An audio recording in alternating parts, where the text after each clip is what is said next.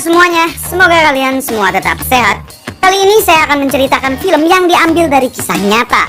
Sebagian dari kalian pasti tahu dengan nama Don Pablo Escobar. Ya betul, ia adalah gembong narkoba paling kaya raya yang berasal dari Kolombia. Pernah suatu hari ia disidang oleh penuntut umum dan para hakim serta pejabat elit. Besok lusanya semua orang itu tewas dengan mengenaskan. Namun di balik kekejamannya itu, ia sangat dicintai oleh rakyat Kolombia pada waktu itu. Bagaimana alur ceritanya? Kita saksikan sampai selesai.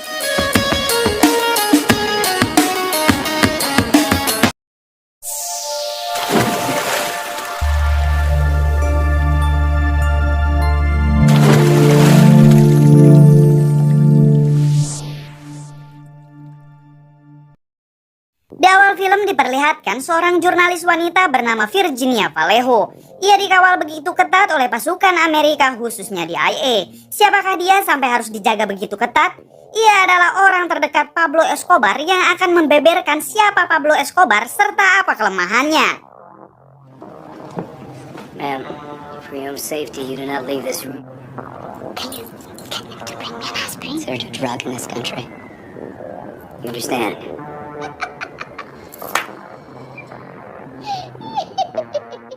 Pada tahun itu, tahun 1981 di Kolombia, Pablo Escobar, ini orangnya, ia bersama anak buahnya terlihat sedang asik jalan-jalan menggunakan motor.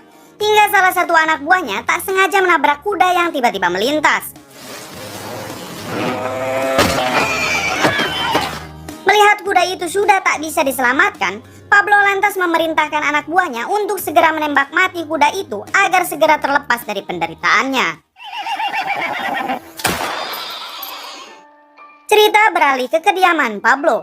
Di sana Pablo mengatakan kepada Victoria, istrinya, kalau ia akan mengadakan pesta besar yang diperuntukkan untuk kaum-kaum elit dari semua golongan, yaitu untuk merayakan 2000 rumah yang telah Pablo buat untuk orang-orang miskin di kotanya.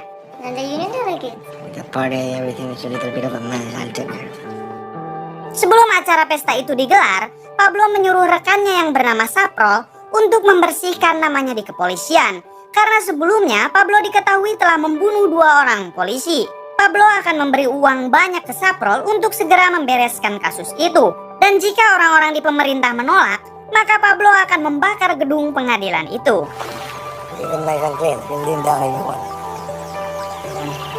My cousin's wife works at the courthouse. Everything will fine. Singkat cerita, pesta itu digelar. Terlihat di sana juga ada seorang jurnalis wanita bernama Virginia yang hadir bersama suaminya. Virginia bertanya-tanya kenapa pesta ini digelar dengan penjagaan sangat ketat. Ia menjadi penasaran siapa sebenarnya Pablo Escobar. Ia hanya tahu kalau Pablo Escobar adalah orang yang sangat kaya raya. Di suatu kesempatan Pablo berkenalan dengan Virginia. Pablo sendiri sudah tahu dan sering melihat di TV ketika Virginia menjadi presenter. Di sini Pablo memberitahu Virginia kalau pesta ini digelar untuk merayakan 2000 pembangunan rumah yang dibuat untuk orang-orang miskin di kota itu. Pablo juga mengajak Virginia untuk melihat 2000 pembangunan rumah itu esok hari. Hingga esok harinya, Virginia bersama kru TV-nya dibawa Pablo ke daerah pinggiran kota tersebut, yang tepat di samping pembuangan sampah. Di sana para warga sangat mencintai Pablo yang selalu memperhatikan orang-orang miskin yang berada di kota tersebut. Bahkan anak-anak dari warga tersebut banyak yang dinamai Pablo, berharap agar anak-anak mereka sama dermawannya seperti Pablo. Saat diwawancarai, Pablo menjelaskan bagaimana orang-orang miskin di Kolombia sangat membutuhkan uluran tangan dari pemerintah. Di sini Virginia mulai kagum dengan Pablo tanpa memikirkan dari mana asal kekayaan Pablo itu sendiri. Di malam harinya terlihat mereka berdua makan bersama. Sampai Pablo menanyakan, apakah kau punya suami? Are you married? Virginia pun menjawab kalau ia mempunyai suami. Suaminya itu sebenarnya sudah punya kekasih lain tapi ia tak pernah diceraikannya. Dan sebenarnya Virginia sudah tak tahan lagi dengan suaminya itu. Can be fixed. Will I be his widow? Mira, I don't like. Hingga tepat esok harinya, suami Virginia didatangi sekelompok orang dan dipaksa untuk segera menceraikan Virginia. 1 minggu kemudian Virginia dibawa Pablo ke acara pesta. Pablo tak segan-segan memperkenalkan Virginia ke orang-orang di sana. Virginia sendiri akhirnya tahu kalau mereka adalah para mafia kartel. Namun anehnya, Virginia merasa terlindungi dan nyaman berada di sana karena ia sangat dihormati ketika bersanding dengan rajanya, yaitu Pablo. Virginia semakin terpesona ketika melihat Pablo memimpin pertemuan bersama para kartel lain.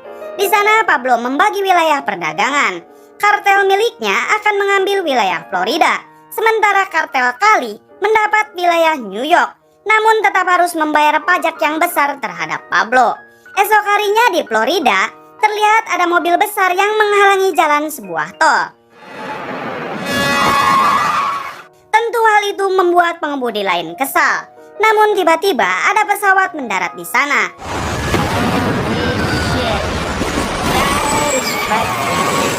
Ternyata pesawat itu membawa kokain atas perintah Pablo. Lalu para anak buah Pablo segera mengambil barang haram itu untuk diedarkan di Florida.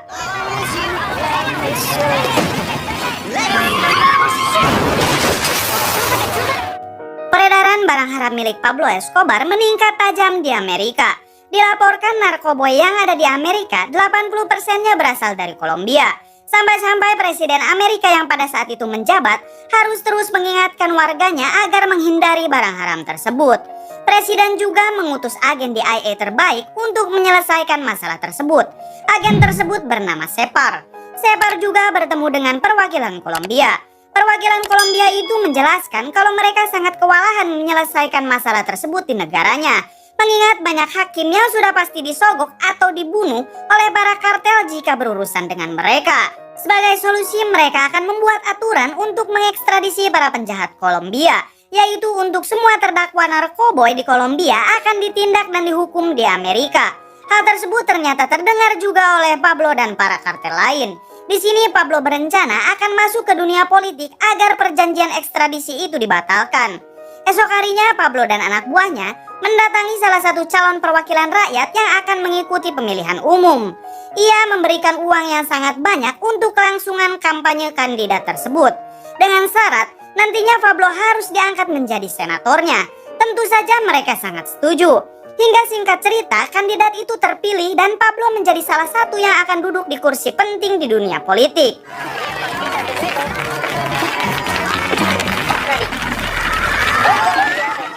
Ketika di rumah, Pablo mengajari anaknya untuk selalu mencintai dan memperhatikan rakyat miskin. Pablo juga mengingatkan anaknya jangan sekali-kali mengonsumsi narkoba. Esok harinya terlihat Virginia yang akan pergi ke Amerika untuk menghadiri acara TV di sana. Namun sebelum ke sana, Pablo memberikan uang yang sangat banyak serta kalung yang sangat mahal ke Virginia. Saat sedang berada di Amerika, Virginia didatangi oleh agen Separ untuk mencari informasi tentang Pablo. Namun di sini Virginia menjelaskan kalau ingin tahu tentang Pablo, tanyakan saja langsung ke orangnya karena ia juga sekarang sudah menjadi perwakilan rakyat di Kolombia. Namun di balik itu, di Kolombia sedang ada rapat para petinggi negara. Di sana salah satu menteri kehakiman mempermalukan Pablo dengan menyebut uang kekayaan Pablo berasal dari hasil narkoba. Dan hal itu membuat negara Kolombia sangat malu. Yang padahal menteri kehakiman itu menjabat berkat dana besar yang telah Pablo berikan sebelumnya. Di sana Pablo terus dipermalukan sampai para petinggi yang lain mentertawakannya. Hal tersebut tentu terdengar oleh semua warga Kolombia termasuk istrinya yaitu Victoria. Victoria sendiri sebelumnya sudah melarang Pablo untuk terjun ke politik. Hal itu diperburuk dengan surat kabar yang memberitakan kalau Pablo dulu pernah membunuh 2 orang polisi.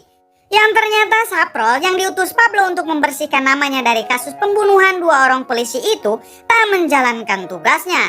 Diketahui Saprol malah memakai uang itu untuk kepentingan pribadinya. Dan karena hal tersebut, Saprol disiksa hingga tewas.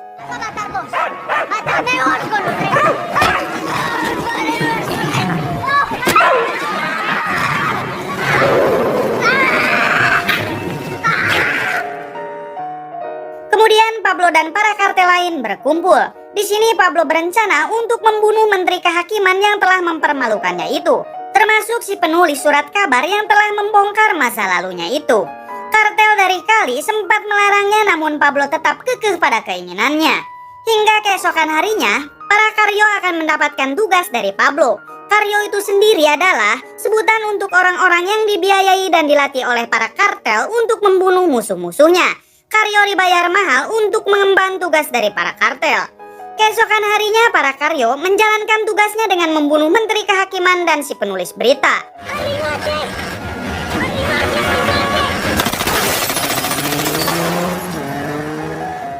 Malam harinya Pablo dan Virginia bertemu. Di sini Pablo menjelaskan kalau dirinya akan melawan pemerintah yang tetap kekeh ingin mengaktifkan perjanjian ekstradisi itu, walaupun dengan cara berperang. Virginia sempat melarangnya karena yang Pablo lawan adalah pemerintah. Namun Pablo tetap kekeh dengan rencananya itu. You are coming with me? Pablo, you're losing your mind. Hingga pada Mei 1984, para kartel melakukan rapat rahasia dengan perwakilan pemerintah. Di sana para kartel berkenan untuk membayar hutang negara yang begitu besar kepada negara lain. Tetapi dengan syarat pemerintah harus menghapus jejak kejahatan para kartel serta membatalkan perjanjian ekstradisinya. Sayangnya di sini perwakilan pemerintah menolak hal itu.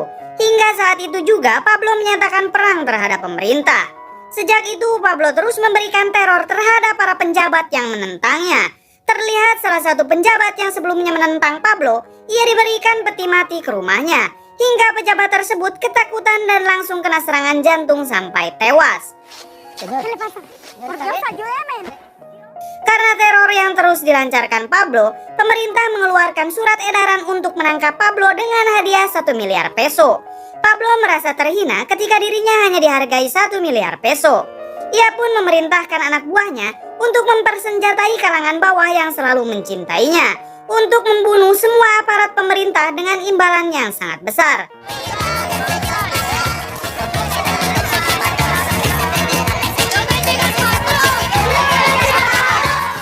Terlihat orang-orang yang sudah dipersenjatai mulai membunuh semua polisi yang mereka temui.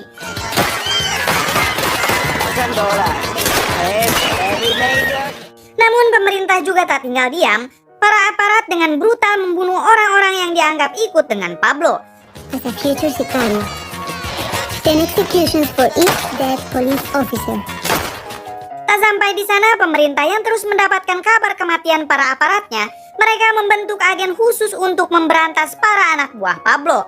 Di balik itu, Virginia tiba-tiba dipecat karena diketahui ada hubungan dengan Pablo. Tak terima dengan itu, Virginia mengancam bosnya kalau ia akan melaporkan hal itu ke Pablo agar bosnya itu segera dilenyapkan. Hijo de puta, someone tell Pablo to blow up your fucking building with you and your family inside. Beberapa hari kemudian, Virginia menghubungi Pablo dan merasa kesal karena dirinya telah dipecat dan dijauhi orang-orang karena kedekatannya dengan Pablo. Virginia mengatakan kalau dirinya tidak mau lagi berhubungan dengan Pablo. Pada saat itu, Pablo yang sedang bersembunyi di hutan langsung terlacak oleh agen pemerintah, hingga peperangan pun terjadi di hutan tersebut.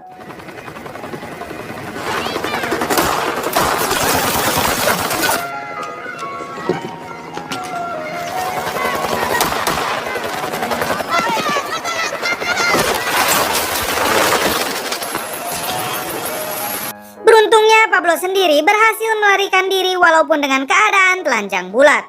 Di balik itu, anak buah Pablo yang memegang kendali kartel Kali tertangkap dan ditembak mati. Setelah itu, Pablo lebih membrutal dengan meledakkan tempat-tempat penting sampai pemerintah merasa kewalahan. Walaupun Pablo orang yang sangat dicari, ia tetap berkeliaran bersama keluarganya. Karena pengoboman itu terus saja dilancarkan Pablo, pemerintah mengajak Pablo untuk bernegosiasi. Pada akhirnya Pablo mau menyerahkan diri dan akan masuk penjara, namun dengan syarat penjara itu harus Pablo sendiri yang menyediakan, serta perjanjian ekstradisi itu harus dibatalkan. Pada akhirnya Pablo dipenjara. Terlihat penjara itu seperti hotel mewah, dan Pablo juga bebas berkeliaran karena penjara itu berluas puluhan hektar, bahkan ada lapangan bola. Ketika Pablo ikut bermain bola dengan pesepak bola profesional yang telah ia undang, Pablo juga tak akan pernah menghentikan pertandingan itu sampai tim yang Pablo mainkan itu menang. Tentu saja lawannya akan mengalah karena takut dengan sang raja kartel. Bahkan di penjara sana juga bebas memasukkan wanita-wanita panggilan untuk menghibur dirinya beserta antek-anteknya. Ternyata di penjara tersebut, Pablo lebih dengan mudah mengatur perdagangan narkobonya tanpa harus takut ditangkap polisi. Setiap minggunya anak dan istrinya datang untuk berkumpul. Saya jadi teringat penjara itu sama seperti penjara di Wakanda untuk para koruptornya. Di balik itu, Virginia sendiri yang terus menganggur dan tak kunjung mendapatkan pekerjaan, ia terus menjual harta-hartanya sampai habis. Ia tidak bisa menjadi jurnalis karena stasiun TV di dunia telah memboikotnya. Hingga suatu hari, Virginia pergi ke penjara untuk menemui Pablo. Di sana ia meminta uang yang cukup banyak ke Pablo karena sekarang Virginia berencana untuk tinggal di Eropa. Karena pada saat itu Virginia sudah tidak mempunyai uang sepeser pun. Namun karena pada saat itu Virginia telah membandingkan dirinya dengan istri sah Pablo, membuat Pablo sangat marah. Karena istri Pablo yaitu Victoria tidak sebanding dengan wanita manapun. Karena Victoria lah yang telah menemani Pablo ketika miskin sampai kaya seperti ini. Sedangkan Virginia hanya suka dengan Pablo karena Pablo banyak uang. Please. Pada malam harinya terlihat Pablo sedang membicarakan hasil penjualan narkoboy dari kartel Kali yang tak sesuai dengan perjanjian awal. Menurut kartel Kali, saat ini penjualan sedang susah dan banyak dari barangnya yang sudah disita polisi. Pablo yang tahu mereka sudah menipunya, langsung memerintahkan anak buahnya yang ada di sana untuk segera membunuh mereka.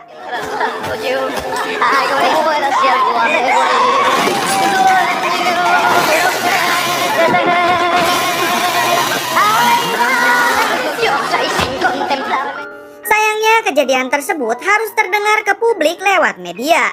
Pada akhirnya pemerintah akan memindahkan Pablo dan anak buahnya ke penjara militer. Namun saat akan dibawa, Pablo dan anak buahnya sudah terlebih dahulu melarikan diri. Kemudian para anak buah dari kartel Kali yang telah Pablo bunuh kemarin sekarang bekerja sama dengan pemerintah untuk membantu membantai anak buah Pablo dan catatan kriminal mereka akan dihapuskan. Tak sampai di situ, pesaing kartel Pablo juga ikut bergabung dengan pemerintah, termasuk DIA dan CIA. Setelah itu mulai bertebaran mayat dari anak buah Pablo dan antek-anteknya. Bahkan Virginia sendiri terus diteror, sampai suatu ketika Virginia hampir diberondong peluru ketika hendak menjual satu-satunya emas yang ia miliki. These belong to European royalty.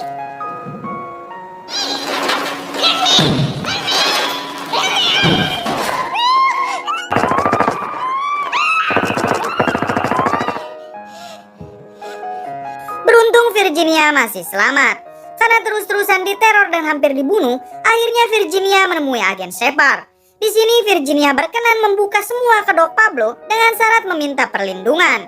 Virginia juga memberitahu kelemahan Pablo yaitu keluarganya. Di balik itu Pablo yang merasa keluarganya sudah tak aman lagi, ia memerintahkan istri dan anaknya untuk segera pergi ke Eropa. Namun sayang saat akan pergi, pihak DIA dan CIA yang sudah mengetahui kelemahan Pablo langsung menahan anak dan istrinya tersebut. Anak dan istri Pablo ditahan di sebuah hotel dan tepat di samping kamar keluarga Pablo, agen Shepard dan DIA yang lain sedang mengintai. Pablo yang melihat di TV kalau istri dan anaknya telah ditangkap, ia langsung menghubungi keluarganya itu. Namun di sini istri Pablo menyuruh untuk tidak menghubunginya lagi karena pemerintah akan melacak Pablo. Telepon pertama yang dilakukan singkat membuat agen DIA kesulitan untuk melacak Pablo. Namun Pablo yang gelisah karena terus memikirkan keluarganya itu menelepon kembali. Padahal Pablo tahu kalau percakapan mereka sedang disadap dan Pablo akan segera terlacak. Pablo sekarang tak peduli lagi dengan keselamatannya dan ia hanya ingin mendengar suara dari anaknya. You have your dress ready? It's so shiny, Dad. Mommy says I can't be in the show. Di balik itu, para agen yang sudah mengetahui keberadaan Pablo bergegas untuk menangkapnya. Bahkan pemerintah menyuruh agennya untuk membunuh Pablo. Di sana Pablo sempat berbincang ke anak sulungnya yang harus ia katakan ke media nanti, yaitu pemerintah mengingkari janji untuk membiarkan keluarganya pergi ke negara lain. Pemerintah juga terus membohongi dirinya dengan tidak memberi perlindungan ke keluarganya ketika waktu itu Pablo menyerah. Lalu Pablo memberi amanat kepada anak sulungnya untuk bisa menjaga adik dan ibunya. Dan Pablo memberikan tanggung jawab keluarga di pundak anak sulungnya itu. Hingga para agen datang dan langsung menembaki Pablo.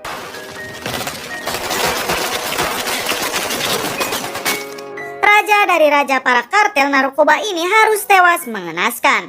Para agen bersorak-sorai mendengar Pablo telah tewas. Namun anak dan istrinya menangis. Dan film pun tamat. Bagaimana menurut kalian? Ada kata-kata yang pernah terucap dari mendiang Pablo Escobar, salah satunya, setinggi apapun jabatanmu, sebanyak apapun hartamu, ketika kamu terperosok di bawah, hanya keluargamu lah yang akan terus bersamamu. Jadikanlah keluargamu itu prioritas utama. Cukup sekian dari saya, mohon maaf bila banyak kesalahan.